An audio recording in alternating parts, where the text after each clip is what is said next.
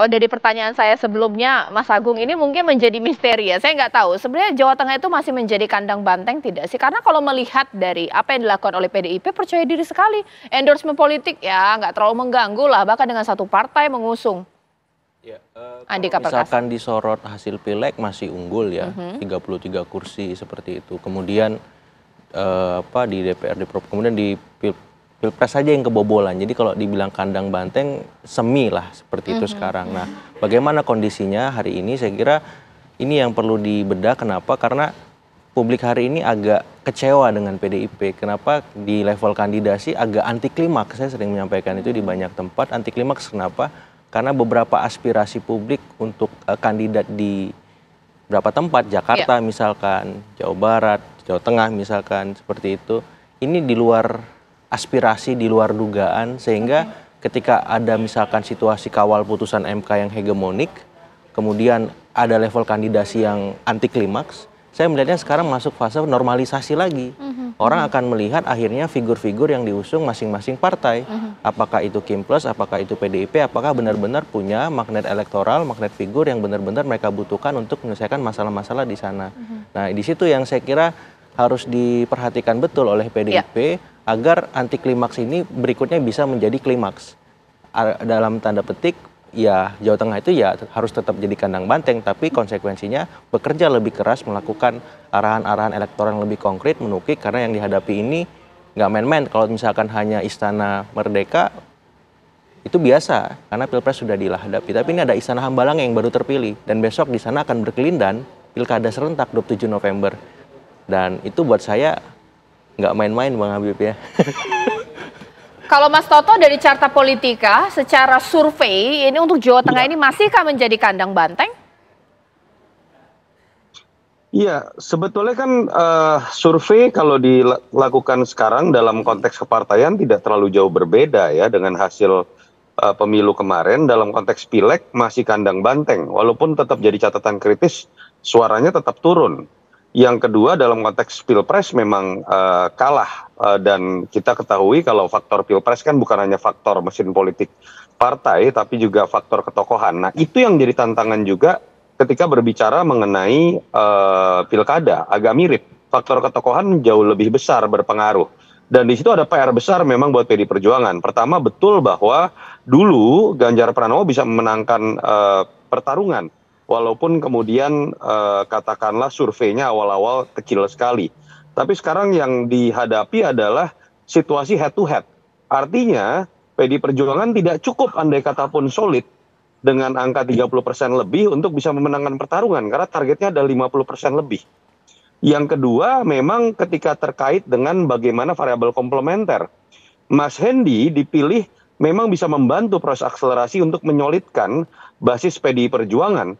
Tetapi ketika berbicara mengejar angka 50%, di situ harus ada variabel komplementer secara ideologis dalam konteks hijau. Makanya kan kemarin spekulasinya adalah terkait apakah kader internal ataukah yang dimajukan adalah salah satunya Gus Yusuf ya, dalam konteks mendapatkan PKB sebagai partai terkuat kedua dalam beberapa pemilu di Jawa Tengah. Nah, itu yang sekarang jadi tantangan. Tetapi itu menyertakan kan sebuah PR yang jelas bahwa PDI ini dalam konteks menyusun strategi, dalam konteks membangun kegiatan, termasuk melakukan positioning, nggak bisa nih berhenti hanya pada level semangat menyolidkan dirinya saja. Karena mungkin akan mendapatkan angka 30% lebih, tapi tidak cukup untuk menang gitu. Dan itu jadi PR terutama buat Pak Andika. Lawan paling utama dari Pak Andika adalah waktu kalau menurut saya ya. Karena cenderung menghadapi Pak Ahmad Lutfi yang kita tahu lah, kalau kita ke Jawa Tengah itu udah dari tahun lalu itu sudah kelihatan kok arah-arah akan maju, balihonya itu sampai ujung-ujung pelosok itu udah ada gitu. Dan itu yang menyebabkan menurut saya bagaimana akselerasi dari Pak Andika dan Mas Hendi dan tidak berhenti pada basis PDI Perjuangan itu harus dilakukan pada effort ekstra dibandingkan dengan apa yang bisa dilakukan oleh Ahmad Lutfi dengan Gus Yassin, apalagi Gus Yassin sudah punya investasi 5 tahun sebagai wakil gubernur dari Ganjar Pranowo. Mas Bimo bagaimana menanggapinya meskipun masih kandang banteng tapi harus effort ekstra ini untuk memenangkan Andika Perkasa, Mas Bimo? Betul. kami yakin bahwa Pak Andika sebagai seorang Purnawirawan Jenderal TNI dan Pak Hendi yang cukup mempunyai pengalaman banyak di birokrasi pemerintahan daerah, ini adalah satu persembahan terbaik untuk rakyat Jawa Tengah untuk 5 tahun ke depan sebagai gubernur dan wakil gubernur. Kita menginginkan bagaimana Jawa Tengah ke depan adalah Jawa Tengah yang dipercayakan selama ini kepada PDI Perjuangan yang, mohon maaf, saya tidak merendahkan yang lain, belum pernah di dalam pilkada kita itu kalah, karena memang jawaban-jawaban aspirasi menyangkut kepentingan rakyat itu kita wujudkan betul. Bahkan 21 kepala daerah kita punya di Jawa Tengah, kalau ditambah dengan wakil, itu kita dapat 27 dari 35 kabupaten kota. Yang itu adalah mungkin sustain, termasuk, mohon maaf, saat kita dalam posisi di luar pemerintahan, waktu saat 10 tahun Pak SBY. Maksud saya begini, bahwa kesungguhan Partai PDI Perjuangan khususnya Ibu Megawati Soekarno Putri mengkhususkan melihat Jawa Tengah ini betul-betul bukan hanya kehendak elit kepentingan kami di tingkat pusat, tapi bagaimana kebutuhan rakyat Jawa Tengah yang sangat plural, baik di kalangan nasionalis maupun kalangan Nadilin dan kalangan Muhammadiyah dan yang lainnya termasuk kalangan kultural, ini betul-betul menjadi sesuatu tugas dari PDI Perjuangan untuk mewujudkan hal-hal yang menyangkut dari rakyat oleh rakyatnya kan nanti pada saat mencoblos gubernur. Untuk rakyat kan 5 tahun. Kami telah menjawab dari pilkada ke pilkada termasuk sebagai pilihan gubernur di Jawa Tengah itu adalah memberikan kepuasan kepada rakyat Jawa Tengah. Kami tidak tinggi hati atau kami gegabah atau jumawa, hal-hal yang menyangkut kritikan, masukan dari berbagai komponen masyarakat, ya, ini adalah sebagai suatu cara kita untuk berkaca dan membenahi diri ke depan termasuk 3 bulan ini. Kemudian kenapa kami sekarang mengusung sendiri? Kami mengajak seluruh partai politik untuk menyelesaikan persoalan Jawa Tengah secara bersama-sama. Ya. Hal ini juga kita tunjukkan di dalam kita mengusung bupati atau wakil bupati, wali kota dan wakil wali kota dengan berbagai keragaman partai yang ada di Jawa Tengah. Tapi kami percaya bahwa sebutan kandang banteng sebenarnya lebih tidak dari kami. Sebutan kandang banteng adalah lebih dari persepsi masyarakat yang selama ini kami dipercayakan di dalam proses pileg dan pilkada itu mendapatkan kepercayaan masyarakat yang terus-menerus. Orang melihat kok PDI Perjuangan terus-menerus menang pilkada di Jawa Tengah, kemudian ada sebutan kandang banteng. Baik. Tapi hal yang penting bahwa kepercayaan ini akan kita wujudkan ke depan dengan 2 sosok gubernur dan wakil gubernur yang kita usung dalam pilkada 2024 ini untuk persembahan masyarakat Jawa Tengah dari PDI Perjuangan. Mas Habib seperti apa?